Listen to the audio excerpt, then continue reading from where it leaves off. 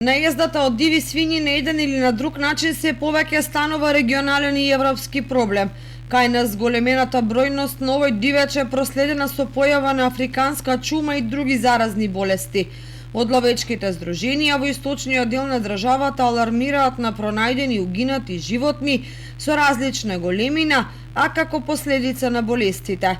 При тоа опасноста ја зголемува фактот дека дивите свињи слободно движејќи се јавуваат како главни преносители на епидемијата и кај домашните животни. Додека во Македонија властите се борат со болести, во Италија, например, поради енормно зголемената бројност на овој дивеч е објавен меѓународен повик кај ловците да се пријават за отстрел на диви свињи, за што следува награда од 500 евра по примерок. Намалувањето на популацијата се наметнува како неминовност поради огромните штети што ги предизвикуваат стадата свињи кои знаат да бројат и над 50-тина. По примерот на Италија се чини ке тргне и Германија, каде исто така се најавува повик за пријавување ловци заради отстрел на дивите свињи.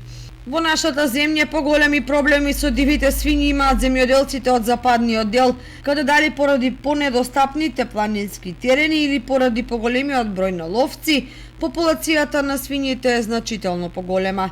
Специфичен пример за опасноста од дивите свињи деновиве забележани во Грција, каде големо стадо излегло на магистрален пат, при што предизвикало трагични сообраќајни несреќи, во кои загинале 2 лица од нашиот јужен сосед, а е повредена и една македонка.